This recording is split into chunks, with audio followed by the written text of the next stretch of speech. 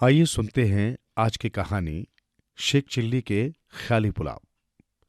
एक दिन शेख चिल्ली की अम्मी ने उनसे कहा, बेटे, अब तुम बड़े हो गए हो, तुम्हें काम धंधा करना चाहिए। क्या करूं? कोई भी काम करो, लेकिन मुझे तो कोई काम आता ही नहीं। फिर मुझे कौन काम पर रखेगा? कुछ न कुछ तो करना ही पड़ेगा बेटे। तो खुद ही सोच कि मेरी बूढ़ी काया तेरा बोझ कब तक उठाएगी। आप ऐसा कहती हैं तो ठीक है, मैं काम की तलाश में चला जाता हूं। आप बढ़िया सा भोजन बनाइए, मैं खा पीकर चला जाऊंगा। अभी बना देती हूं, कहते हुए शेख चिल्ली की अम्मी ने उनके लिए बढ़िया बढ़िया पकवान बनाए और खिला पिलाकर उन्हें नौकरी की तलाश में भेज दिया।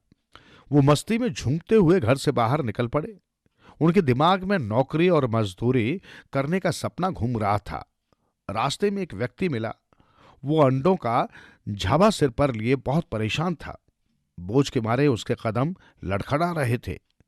उसने शेख को देखते ही कहा, ए भाई, मजदूरी करोगे? बिल्कुल करूंगा। बंदा तो मजदूरी की तलाश में ही है। तो मेरा ये झाबा ले चलो, इसमें अंडे हैं।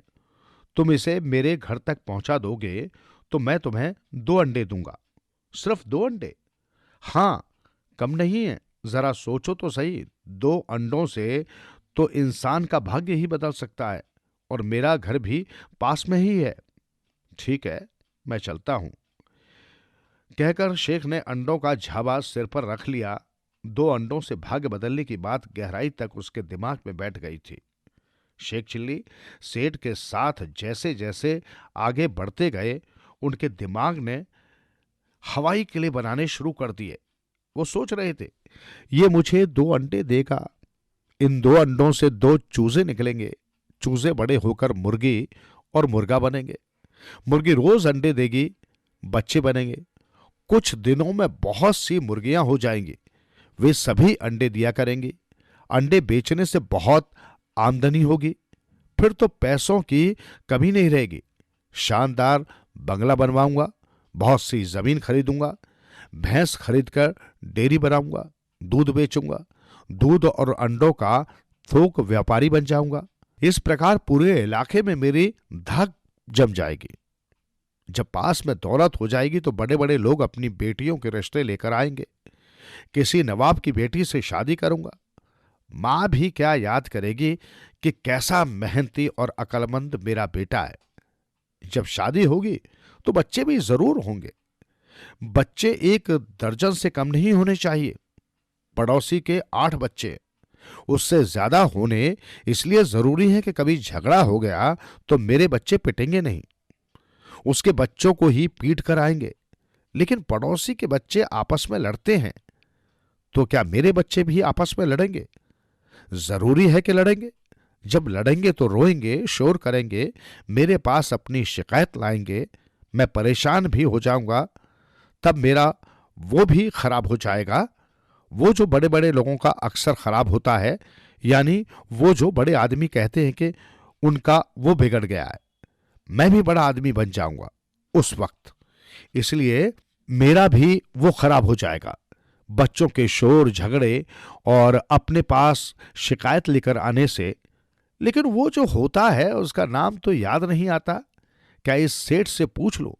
नहीं नहीं, मैं इतना बड़ा आदमी हो गया हूं तो क्या एक मामूली शब्द को भी औरों से पूछूंगा? नहीं पूछूंगा। याद करता हूं। हां, याद आया, मूड।